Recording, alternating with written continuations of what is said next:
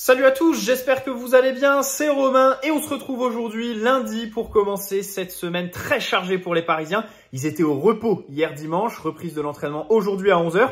Même horaire demain pour l'ultime séance avant la réception de l'Atlético en Ligue des Champions mercredi. Match ô combien crucial. Et ensuite, il y aura peut-être pas de repos parce qu'on n'aura que jeudi et vendredi pour récupérer et préparer le déplacement samedi à Angers en Ligue 1. Ensuite, ce sera la trêve internationale. Alors installez-vous dans cette vidéo, on va revenir sur tout ce qui s'est passé ce week-end face à Lens en Ligue 1. Et bien sûr, on va se projeter sur le match de mercredi contre l'Atlético. Avant que la vidéo commence, petit placement de produit pour le site ZoFoot qui vous propose des répliques non officielles mais d'excellente qualité de tous vos maillots préférés, beaucoup d'équipes représentées, sélection nationale aussi, avec des badges, écussons et flocages d'excellente qualité comme les coutures.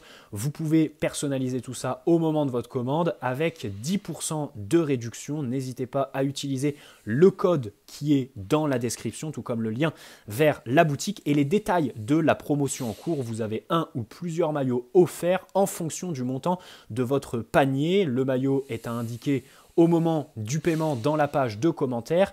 Et pour la livraison, sachez qu'il vous faudra entre 15 jours et 3 semaines grand maximum pour recevoir votre commande. Voilà, merci à eux, c'est eux qui régalent. Alors, commençons avec ce week-end de Ligue 1 qui est très positif, encore une fois pour le PSG. Au classement, on prend le large. On n'est même pas au tiers de la saison, mais on a déjà 6 points d'avance, voire 7 en prenant en compte la différence de but. On a aussi un nouveau dauphin, puisque Monaco sort de 2 défaites consécutives. Nice puis Angers ce week-end. Angers qu'on affrontera le week-end prochain. Donc, nous, on en a profité pour leur mettre 6 points. Et Marseille pour leur passer devant au classement grâce à leur victoire face à Nantes. C'était hier soir. But de Mason Greenwood qui se rapproche de Barcola au classement des buteurs. Donc, on a un nouveau dauphin. Même si on n'est pas très inquiété, bien sûr. Déjà, la gueule du dauphin qu'on a pété 3-0 il y a 10 jours. Et on a 6 points d'avance. 21 en positif en matière de différence de but. Marseille 11 et Monaco 8. J'ai été assez surpris parce que plus 8 pour Monaco, c'est assez moyen. Ça m'a plutôt surpris. Le week-end prochain, l'OM ouvre le bal vendredi soir en recevant Auxerre qui revient bien. Voilà, qui sont plutôt dans une bonne forme. Monaco, ils affrontent Strasbourg. Alors là, c'est les deux équipes qui sont un petit peu en baisse de forme ces dernières semaines, donc un match un peu imprévisible. Et nous, le déplacement à Angers qui va être important parce que cette saison, on a perdu tous nos points en Ligue 1 sur la configuration qui nous attend samedi, à savoir un déplacement et post-Ligue des Champions. Reims, Nice, après Gérone, après Arsenal, en déplacement. On a fait match nul les 2 fois avec des matchs qui étaient vraiment pas fameux. Il y a une explication, c'est que la Ligue est très arrangeante sur le calendrier avant les matchs de Ligue des Champions. Donc, il nous laisse 4 jours complets pour préparer le match. On a joué samedi soir contre Lens, alors qu'ils auraient pu le mettre dimanche, sachant qu'on joue que mercredi soir. Par contre, pour les matchs post-Ligue des Champions, ça nous retombe un peu souvent dessus. On joue le mercredi soir et ensuite on enchaîne le match le samedi. Donc, c'est vrai que ce déplacement à Angers va être sûrement un match compliqué. Surtout aussi parce que Luis Enrique devra faire du turnover. Voilà, ça va être obligatoire. Bon, revenons sur ce week-end. Déjà, le match de samedi, un choix qui paraissait anodin sur la soirée, mais à écouter la conférence de presse de Luis Enrique, un choix finalement qui ne l'est pas autant qu'on ne le pensait, à savoir la titularisation de Safonov. Et dans les médias, on va même jusqu'à en parler pour le match contre l'Atlético mercredi soir. Alors, on va décortiquer un petit peu tout ça parce que déjà, mettre Safonov titulaire, visiblement, c'est un choix technique plutôt que physique pour faire souffler Donnarumma ou faire le roulement. Bon, ce qu'il faut savoir, c'est que la saison passée, rappelez-vous, Luis Enrique a donné du temps de jeu et à Keylor Navas et à Arnau Tenas juste avant un match de Ligue des Champions. En plus, c'était des matchs à élimination directe. L'aller contre la Real Sociedad et l'aller contre le Barça, je crois. Donnarumma est sur le banc en Ligue 1 juste avant. Et au final, Donnarumma est titulaire sur le match qui suit en Coupe d'Europe. Voilà. Donc, il l'a déjà fait la saison passée. Mais là, en fait, déjà, bon, il explique que il veut un turnover, que tout le monde soit prêt à chaque instant, à tous les postes, y compris chez les portiers. Mais aussi, il dit qu'il a fait ce choix pour faire face au pressing de Lens, voilà, parce que c'est un pressing individuel où, initialement sur les actions, le gardien est le seul joueur libre de l'équipe puisqu'ils font l'individuel, même si bien sûr les Lensois peuvent presser jusqu'au gardien au fil de l'action. il l'a précisé juste derrière. Donc, si on écoute cette déclaration, il a choisi Safonov parce qu'à ses yeux, il est meilleur que Donnarumma pour faire face à un pressing individuel, à un pressing assez intense. Mais, quelques questions plus tard en conférence de presse, Luis Enrique, donc un journaliste, lui a dit, est-ce que vous considérez Safonov meilleur que Donnarumma à la relance? Luis Enrique répond non. Donc là, c'est assez difficile. Il y a de la langue de bois sur l'une des deux déclarations. Dans tous les cas, l'équipe s'est emparée de ce truc en disant dès le lendemain que Luis Enrique réfléchissait depuis quelques semaines à rebattre les cartes dans la hiérarchie à ce poste et que mercredi, Safonov pourrait être titulaire. Alors, l'explication du pressing pour Lens, elle est valable. Parce que c'est vrai que Will Steele met en place un vrai pressing. Et ça a été travaillé. Safonov a beaucoup allongé. Il y avait des circuits de gelons qu'on a notés dans le débrief. Donc ça veut dire qu'à l'entraînement, voilà, cet aspect tactique a été travaillé. Le problème, c'est que mercredi, cette explication, elle passera un peu moins. Parce que l'Atlético de Diego Simeone, c'est pas le Lens de Will Steele. Disons que à minima, ils auront un bloc médian, quoi. Voire un bloc bas à nous attendre, l'Atlético. Donc, c'est vrai que j'ai hâte de voir si Safonov est titulaire mercredi, parce que s'il l'est, déjà cette histoire de gérer le pressing de Lens, j'y croirais plus, parce que du coup on serait face à une équipe qui nous impose pas ce défi, et ça voudrait dire qu'on peut aller plus loin. La hiérarchie, pour moi, si Safonov est titulaire mercredi, sera remise en cause. Donnarumma ne sera plus le numéro 1 en puissance. Mais bon, on en est encore loin. Il reste 48 heures et je pense quand même que Donnarumma sera titulaire. Voilà, j'ai commencé l'analyse en disant que la saison dernière, Luis Enrique l'a fait plusieurs fois, ce genre de choix. Bon. Après, sur le match de Safonov samedi plus particulièrement, j'ai été un peu dur avec lui dans le débrief. Alors c'est vrai, hein, il a loupé 12 passes. D'ailleurs, ça a été signalé en conférence de presse à Luis Enrique. Quand il est pressé, je le trouve pas meilleur que Donnarumma. Il est autant Arnao Tenas et limite un joueur de champ plutôt qu'un gardien, tellement il est bon avec le ballon et que il stresse pas.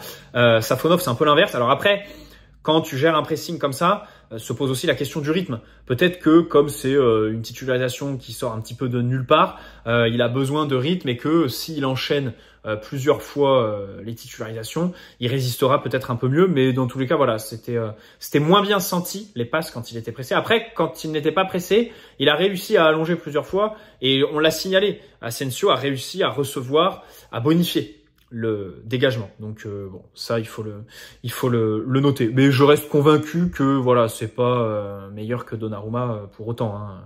Et puis sur ce qu'on attend le plus un gardien, à savoir faire des arrêts, on l'a pas trop vu ce week-end. Même s'il y a quand même le clean sheet. Et ça c'est à signaler parce que c'est vrai que cette saison on encaisse quand même le nombre de clean sheets n'est pas fameux. Voilà. Même si en matière de volume d'occasion concédée, on est vraiment meilleur, absolument meilleur que les saisons passées. En même temps, pas compliqué. Donc voilà. Pour ce choix de mettre Safonov, qui s'est avéré être un vrai sujet d'après-match, parce que dans l'avant-match, on comprenait pas trop, hein, peut-être un turnover, peut-être Donnarumma un petit peu blessé, parce qu'il avait titularisé Safonov juste avant un match de Ligue des Champions contre Gérone ou Arsenal. C'est le match contre Rennes ou c'est le match contre Brest où il est titulaire Safonov? Je me souviens plus, mais je crois que c'est contre Brest, parce que Donnarumma est blessé. Voilà, bref.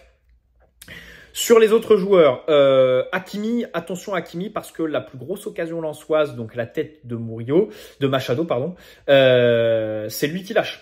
C'est lui qui lâche le pressing. Alors offensivement, il est bon, volume de course, même s'il a manqué de lucidité aussi en revoyant le match à plusieurs reprises devant.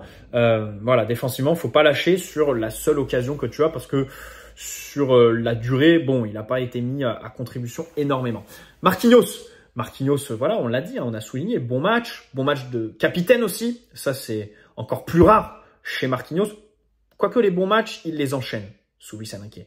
Il faut noter que c'est le seul survivant de l'ancienne époque du PSG. Bon, avec Kimpembe, mais lui, c'est un peu particulier. Et Marquinhos est bon quand même sous Luis Enrique.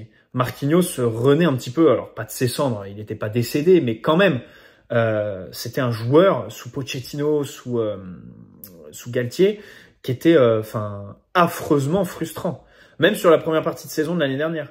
Et sa deuxième partie est vraiment très bonne. Et il a réussi à garder, au-delà de l'été, cette dynamique. Donc ça fait plaisir. Je pense que cette saison, il bénéficie de la présence de Pacho. Les deux sont complémentaires. Pacho va au charbon. Donc Pacho est en première ligne.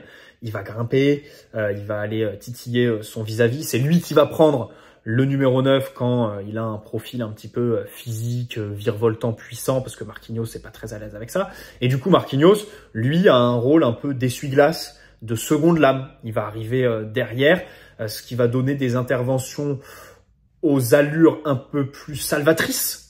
Des tacles dans la surface, enfin, il arrive en bout d'action, quoi. Il va arriver au bout de l'action à faire le pompier. Et c'est un rôle qui lui convient très bien. On doit dire que là-dessus, il a retrouvé du punch, de l'explosivité. Voilà. Après, avec ballon, faut encore faire mieux Marquinhos parce que lui, pour le coup, on sait ce qu'il vaut dans cette dimension-là. Pacho, j'ai beaucoup aimé sa gestion des contre lensois ce week-end. Alors, il les a gérés avec de la vitesse, un côté très tranchant qu'on lui connaît. Et ça, c'est bien. Au fil des matchs, on voit que... Et d'ailleurs, Luis Enrique le souligne en conférence de presse. C'est vrai que la semaine dernière, j'ai dit, Pacho, c'est bien qu'un joueur qui, sur le papier, ne colle pas trop avec la philosophie du coach parce que, techniquement, prend pas trop de risques à la relance. Et le constat, on peut le faire sur le match de ce week-end. Bah voilà, c'est bien d'avoir un joueur où l'entraîneur fait des concessions parce qu'il a des qualités fortes qui sont pas forcément en phase avec celles qui sont cherchées par l'entraîneur, mais qui font tellement de bien à l'équipe que l'entraîneur le titularise. Bon, Luis Enrique, il a vu le verre, moi j'ai vu le verre à moitié, enfin, il a inversé la focale, disons, en conférence de presse en disant, mais Pacho, comme il est rapide, comme il est dur sur l'homme et qu'il est capable de gérer des grands espaces, bah en fait, il s'inscrit dans ma philosophie parce que on peut jouer haut avec lui. On peut jouer haut, on peut laisser des espaces derrière la ligne défensive parce que il a la vitesse, l'explosivité, la lecture du jeu, des trajectoires aussi, pour justement nous aider à rester très très haut. Voilà. Donc ça, c'est vrai qu'il aide beaucoup le bloc là-dessus, donc ça fait plaisir. Après, à l'inverse, il doit être beaucoup plus rapide, surtout quand on a des occasions de lancer des contres. Souvent, il y a des contres qui peuvent bien partir. Il y en a un contre Lens ce week-end et il le fait pas. Il le prend pas. Il fait une passe latérale. Souvent, il va chercher Marquinhos. Mais voilà. Malgré ça, il faut quand même noter que Pacho a fait un très bon début de match avec ballon. Il y a 2-3 passes qui trouvent des joueurs interlignes et tout ça. Donc ça fait plaisir. Voilà. Ça fait vraiment bizarre hein, de parler de la charnière du PSG comme ça parce que ça fait des années. Je veux pas comparer machin chouette avec Thiago Silva parce que voilà, on est sur une référence, mais c'est vrai que on n'a jamais parlé d'une charnière comme celle-là que depuis celle Thiago Silva Marquinhos quoi. Je pense que même la Marquinhos Kimpembe de 2020-2021 bon, on avait un peu plus de doutes, voilà. Bref. Même si Pacho, bien sûr, on attend de le voir. Et face à Harry Kane, le 26 novembre. Et face à Haaland, le 22 janvier, si je dis pas de bêtises. Donc voilà.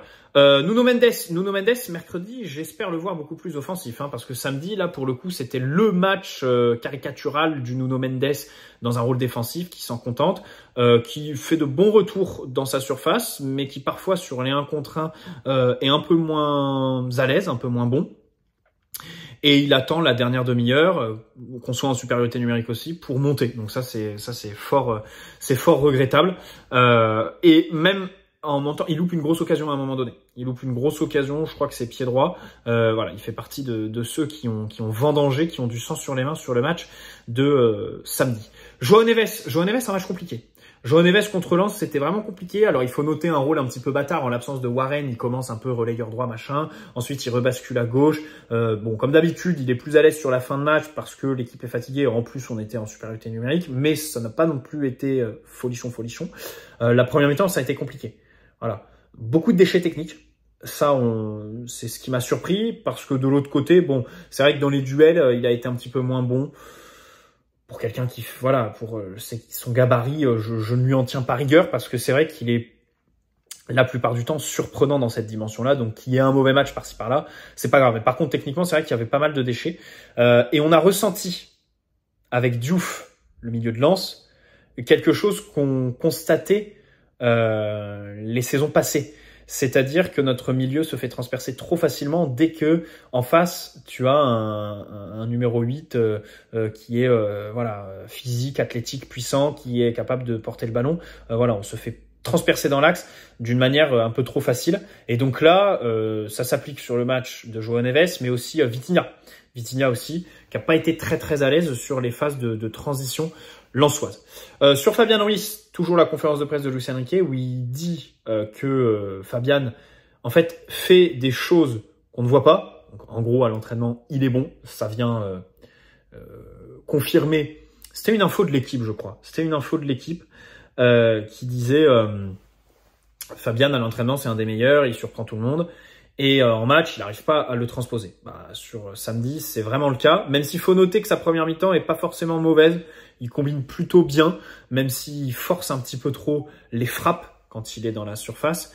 Et il faut noter une présence défensive. Il fait des récupérations. Je crois qu'en première mi-temps, c'est le Parisien qui récupère le plus de ballons. Et c'est vrai qu'il est présent. On le note quand il rentre en cours de match, très souvent. Mais faut le dire, sur le match de samedi, Fabian récupère des ballons. Et ça, c'est difficile à voir parce que c'est vrai que c'est pas le milieu auquel tu penses tout de suite à la récupération, mais il court quand même beaucoup et il se retrouve parfois dans des zones assez intéressantes. Après, par contre, en deuxième mi-temps, déjà, il joue beaucoup plus bas. Et c'est pas bon du tout, hein. On se souvient du match contre la Real Sociedad à l'aller où il commence en 6, qui fait une mi-temps atroce et que au retour des vestiaires, il passe en relayeur et au final, je me demande s'il fait pas une passe D sur le but de Barcola et il fait une bonne deuxième mi-temps et depuis c'était le relayeur gauche quoi. Et Vitinha numéro 6, mais là voilà, retour un petit peu un cran plus bas et ça n'a vraiment pas du tout été payant sur la deuxième mi-temps pour Fabian Ruiz, donc c'est une leçon qu'on a tirée depuis l'année dernière, mais qu'on répète, un constat qu'on refait après le match de ce week-end. Dembélé, mauvais match, là, dans le débrief je disais faut revoir, machin, j'ai re-regardé hier, et à part voilà le but et ensuite la frappe qui est belle, il faut noter le poteau, mais il n'y a aucune différence. C'est vrai qu'il y a rien de marquant. Il est pas dans le bon tempo. Les courses sont pas du tout tranchantes. Voilà, il y était pas. Il était à côté de ses baskets. Et d'ailleurs, Luis Enrique l'a sorti à la 61e. Pour mettre Lee Kang-in, qui n'a pas fait mieux. Mais en même temps, tu fais encore rentrer le Coréen à droite alors qu'il est gaucher. Forcément, il va être stéréotypé, prévisible, monotone, parce qu'il va repiquer dans l'axe tout le temps. Et que devant, en fait, t'as pas de numéro 9. Donc, il peut pas centrer. C'est comme Désiré Doué. Il aime bien centrer, il a une vraie qualité de centre. Attends, c'est lui qui donne le centre pour Kolo Muani contre Lille. La seule fois où il a été décisif, Doué, c'est quand Kolo Muani était là. Et il y a aussi le centre qu'il donne au même Kolo Muani contre le PSV en Ligue des Champions. Donc voilà, Kolo qu'on voit plus ces derniers matchs, donc Désiré Doué qui centre maintenant pour personne. Donc c'est vrai que quand on n'a pas de numéro 9, c'est plutôt compliqué. Donc le même constat pour Lee Kang-in bien sûr.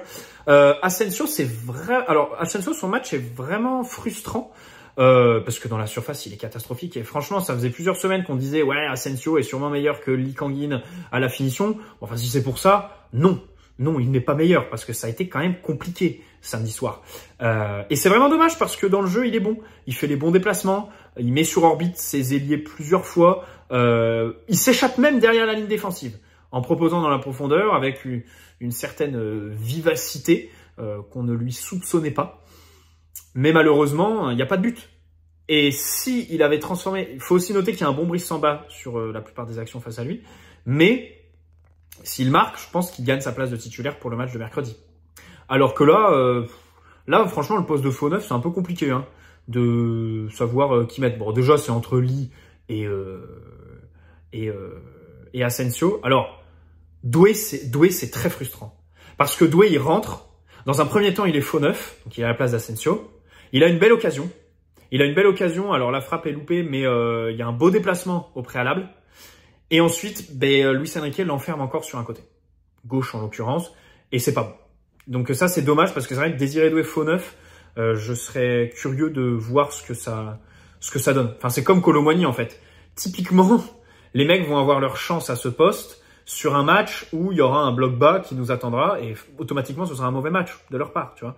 Donc c'est un cercle vicieux. C'est un cercle vicieux parce que d'un côté, les remplaçants, tu leur donnes leur chance sur les matchs un petit peu transitoires, voilà, les matchs qui ont moins d'enjeux. Mais ces matchs, par leur physionomie, ne sont pas propices à exploiter les caractéristiques de nos remplaçants qui ont besoin d'espace et pas les blocs bas justement qui caractérisent ces matchs. Bref.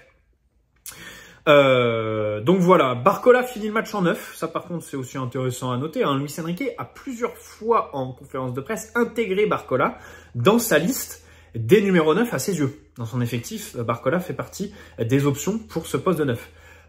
Bon, est-ce que on va arriver à un destin à la Thierry Henry? Je ne pense pas. Mais voilà, on rappelle qu'il y a eu un papier la semaine dernière où l'un de ses formateurs rappelait qu'il a été formé en numéro 9 et qui marquait des buts pendant toute sa formation, Barcola. Je soulignais dans le débrief son implication défensive samedi soir. Il a donné une interview aux Parisiens dimanche dans laquelle il dit Luis Enrique m'a beaucoup fâché à 2 ou 3 reprises pour mon implication défensive. En fait, après les matchs, il vient me voir et je me dis mais il abuse grave parce que j'ai défendu. Mais quand il me prend à froid dans son bureau et qu'on fait de la vidéo, en fait, je me rends compte qu'il a raison et que je dois plus travailler. Donc ça c'est cool, on voit l'influence de Luis Enrique sur ses joueurs, parce que c'est vrai que Barcola c'était une des caractéristiques de ses mauvais matchs, enfin ça l'est toujours, c'est que quand il est dans un mauvais jour, il y a le sentiment que c'est soit il réussit tout, soit il réussit rien en fait dans ses matchs, et ça c'est décuplé par le fait que cette saison, l'année dernière il faisait tout le temps les efforts défensifs. Et du coup, tu pouvais toujours mettre ça à son profit. Mais cette année, c'est vrai qu'il y a certains matchs où il est beaucoup moins impliqué défensivement. D'ailleurs, il a été nommé pour être joueur du mois d'octobre en Ligue 1. Il l'a déjà été au mois de septembre, donc il va potentiellement l'être 2 fois d'affilée. Ça, c'est une vraie performance. C'est vraiment les légendes de la Ligue 1 qui ont fait ça par le passé. Après, il y a Lucas Chevalier, le gardien de Lille, et David Ashvili, le joueur de Saint-Étienne, qui a mis un triplé, je crois, sur le mois d'octobre.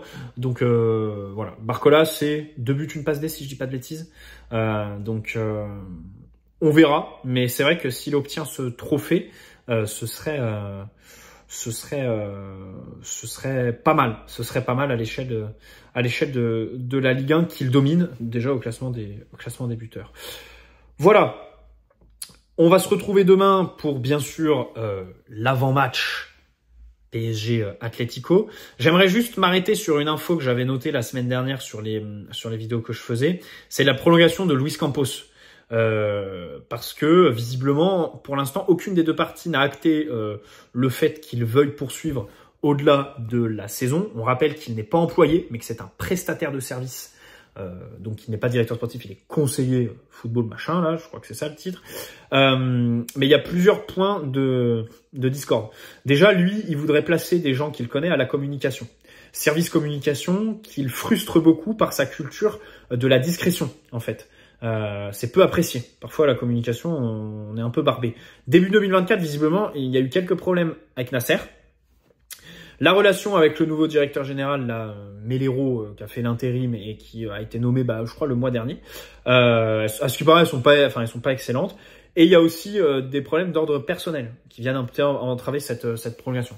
On rappelle aussi qu'il y avait eu des rumeurs, juste après son tout premier mercato en 2022 de départ dans le Chelsea pavillon américain.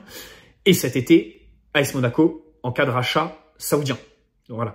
Donc on va voir comment ça va se passer pour la prolongation. Bon, moi je suis... En fait, je trouve qu'au PSG, c'est très difficile de juger un directeur sportif. Je pense que Luis Campos, je serais d'accord pour faire le constat c'est un constat qu'on faisait à Monaco, à Lille, qu'on disait quand il a signé au PSG. Il lui faut beaucoup de signatures pour en avoir une bonne, en fait. C'est-à-dire qu'il y a beaucoup de flops pour avoir une réussite. Et ça, je trouve qu'en matière de volume, c'est plutôt vrai, quoi. C'est plutôt vrai.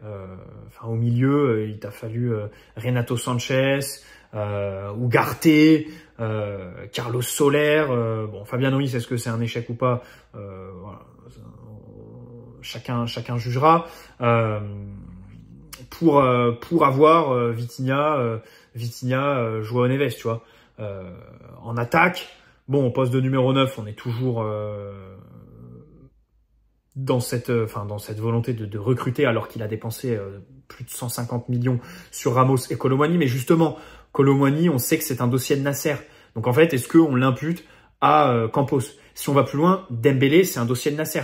Dembélé, Campos refuse de le recruter en 2022 libre et au final, on le prend en 2023 parce que Nasser le veut avec la clause à 50 millions.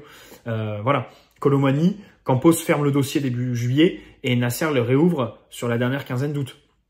Donc c'est vrai que c'est un peu compliqué. Au niveau des jeunes, je dois avouer que je suis plutôt déçu. Enfin, il y a beaucoup de dossiers. Par exemple, Estevao, voilà, le petit crack qui va aller à Chelsea, je crois. Il y a un crack équatorien, Paez, ou je crois qu'il s'appelle comme ça. Pareil, qu'on a loupé. Le défenseur croate, Vuskovic, qui était vraiment annoncé et qu'on n'a pas réussi à signer. Tout ça pour prendre Beraldo. Bon, c'est vrai que là-dessus, je suis un peu... Après, surtout ces dossiers des jeunes, surtout en Amérique latine, c'est vraiment... Enfin, on atteint des sphères qui sont assez folles. Enfin, ça se dit beaucoup, les agents disent que voilà, c'est des dossiers qui sont délirants et c'est le chéquier qui prévaut en fait. Donc peut-être que voilà, il y a une volonté de ne pas surpayer, mais c'est vrai que voilà, cet hiver, j'espère que le délire d'aller au Brésil, nous prendre deux inconnus au final, un qui est en fauteuil roulant pendant 6 mois et qui peine à retrouver du rythme, Moscardo et Beraldo, on va pas se mentir, enfin, là c'est très compliqué pour lui. Hein. Il n'est pas convoqué avec le Brésil pour la trêve de novembre. Il va rester au campus. Et ils lui ont préféré un défenseur de Nottingham Forest. Donc voilà. C'est. J'espère que cet hiver il va pas nous faire ce genre de coup que j'apprécie pas trop chez Luis Campos. Donc voilà. Par exemple, Giovanni Kenda, dont on parlait la semaine dernière, l'ailier droit gaucher du Sporting qui est très annoncé, 17 ans je crois. Là, je l'attends là-dessus. Là, c'est vraiment quelqu'un qui... Enfin, c'est un petit jeune qui est très excitant. Alors, pareil, il est pisté par Manchester United, qui vient de récupérer Ruben Amorim, qui était son entraîneur au Sporting. Donc, ils ont un énorme avantage. D'ailleurs, la signature d'Amorim à United, c'est une bonne nouvelle pour Ugarte, hein, qui fait pas un très bon début de saison, mais je crois que même ce week-end, il n'a pas été bon sur le match de United. Donc voilà, il y a aussi City qui sont sur le coup. City, pareil, ils vont récupérer Hugo Viana, qui était le directeur sportif du Sporting Portugal, à la place du Chiqui, j'ai plus son nom, mais Chiqui, le directeur du football, enfin très connu, quoi. Guardiola en parle très souvent en conférence de presse, puisqu'il va partir, ce fameux Chiqui, et donc il le remplace par le directeur sportif du Sporting. Donc c'est vrai que ça fait des avantages, mais nous, voilà, on a Jorge Mendes, on a la colonie portugaise. Luis Campos qui est aussi probablement un avantage. Donc je l'attends vraiment sur ce genre de dossier. Après cet été, je dois dire qu'il m'a plutôt surpris parce que on a fait un mercato avec 4 joueurs recrutés, ce qui est très très faible. Et c'est vrai que sur les 4, pour l'instant, t'en as 2 qui sont de vraies réussites. Alors j'attends la fin de saison. Mais João Neves et Pacho, c'est quand même très intéressant. Typiquement, à l'échelle de l'effectif, aujourd'hui, je suis persuadé que Pacho, moi les gars, je suis désolé, enfin, cette saison, Kimpembe et Lucas Hernandez, pour moi, ne passeront pas devant Pacho dans la hiérarchie. Hein. Déjà parce que physiquement, ça va être compliqué, ils reviennent au mois de janvier, machin, et même, en fait, Lucas Hernandez, croire qu'il a fait une bonne saison l'année dernière, c'est se voiler la face. Avant la blessure, Lucas Hernandez, j'étais plutôt déçu par sa signature, et pourtant, c'est quelqu'un que j'adore. Donc voilà, ça c'est pareil. Est-ce qu'on le met au rayon? Parce que voilà, à 18 millions par an, tu peux t'interroger. Est-ce que c'est un échec mais est-ce que c'est pour Luis Campos ou est-ce que c'est pour Nasser qui le pistait depuis des années? On le sait depuis 2020 que le PSG s'intéresse à Lucas. Donc voilà, tout ça c'est plutôt compliqué. Mais c'est vrai que cet été, on a fait pas dans le quantitatif, plus dans le qualitatif ou plutôt le long terme. Bon, Safonov, ça je comprends pas du tout. Il faudrait éclairer, savoir qui a recruté ce gars-là. Et puis Désiré Doué, bon, on va attendre avec Désiré Doué. Pour l'instant, je reste patient. Allez, très bonne soirée à tous. N'hésitez pas à poser un like si cette vidéo vous a plu, vous abonner si ce n'est pas déjà fait. Et on se retrouve demain pour l'avant-match PSG Atlético, les gars. Ciao.